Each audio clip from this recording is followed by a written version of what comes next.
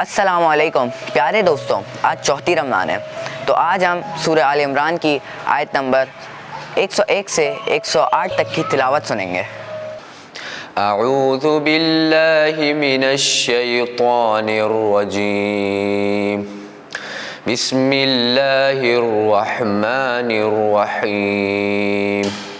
वकैफ़ तकफ़ुरून वअंतुम तुतला अलैकुम आयातुल्लाहि वफ़ीकुम रसूलुहु वमन यअतसिम बिल्लाहि फ़क़द हुदिय इला सिरातिम मुस्तक़ीम।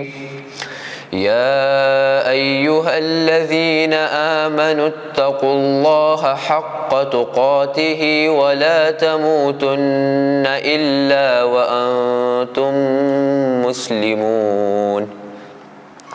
या अय्युहल्लज़ीना आमनुत्तक़ुल्लाहा हक़्क़ तुक़ातिहि वला तमूतुन्न इल्ला वअंतुम मुस्लिमून।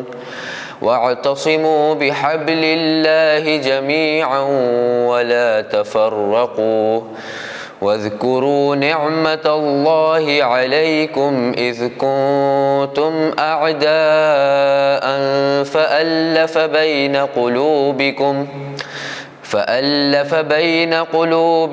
फ़अस्बहतुम बिनिअमतिहि इख़्वाना वकुंतुम अला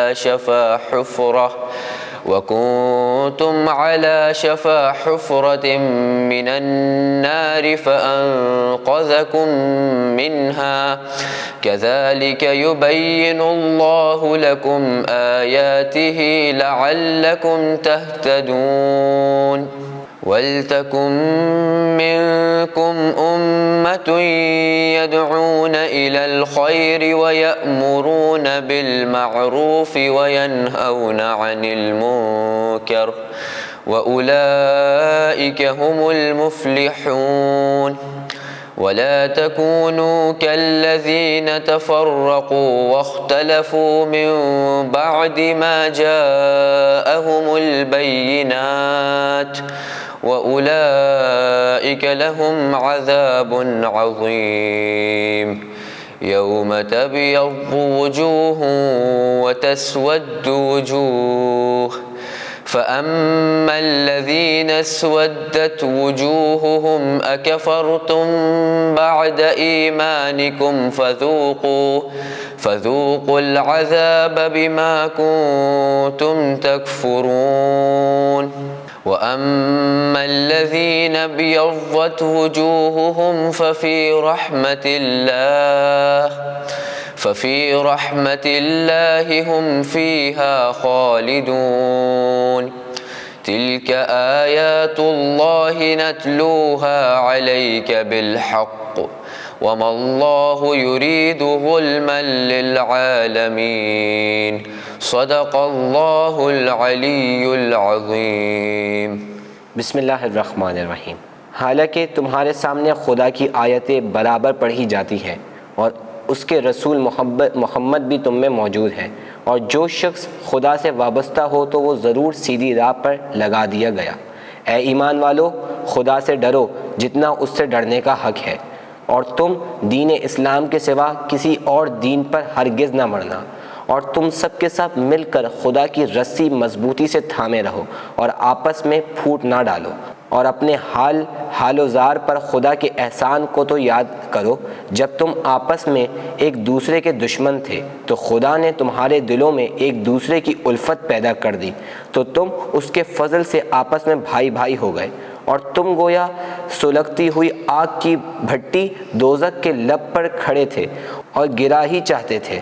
खुदा ने तुमको उससे बचा लिया, तो खुदा अपने अहकाम यूँ वाज़े बयान करता है ताकि तुम राह रास्त पर आ जाओ। और तुम में से एक गिरोह ऐसे लोगों का भी तो होना चाहिए जो लोगों को नेकी की तरफ बुलाए और अच्छे काम का हुक्म दे और बुरे कामों से रोके, और ऐसे ही लोग आखिरत में अपनी दिली मुरादें पाएंगे। और तुम कहीं उन लोगों के जैसे ना हो जाना जो आपस में फूट डालकर बैठ रहे और रोशन दलीलें आने के बाद भी एक मुंह एक ज़बान ना रहे। और ऐसे ही लोगों के वास्ते बड़ा بڑا بھاری عذاب ہے۔ جس دن کچھ لوگوں کے چہرے تو سفید نورانی ہوں گے اور کچھ لوگوں کے چہرے سیاہ پس ہوں گے۔ جن لوگوں کے منہ میں کالک ہوگی ان سے کہا جائے گا، ہائے کیوں تم تو ایمان لانے کے بعد بھی کافر ہو گئے تھے، اچھا تو اب اپنے کفر کی سزا میں عذاب کے مزے چکھو۔ اور جن کے چہرے پر نور برستا ہوگا وہ تو خدا کی رحمت بہشت میں ہوں گے اور اسی میں رہیں گے۔ ابھی آپ کے سامنے سورہ آل عمران کی آیت نمبر 101 سے 108 تک کی تلاوت کی گئی ہے، تو آئیے سوالات کی طرف چلتے ہیں۔ سوال نمبر 1، اور اللہ کی رسی کو مضبوطی سے پکڑے رکھو اور آپس میں نہ پیدا کرو۔ سوال نمبر 2، قیامت کے دن بعض کے چہرے ہوں گے اور بعض کے سیاہ، جن کے چہرے ہوں گے ان سے کہا جائے گا کہ تم ایمان کے بعد کیوں کافر ہو گئے تھے۔ سوال نمبر 3، اور جن کے چہرے اور ہوں گے وہ رحمت الہی میں ہمیشہ ہمیشہ رہیں گے۔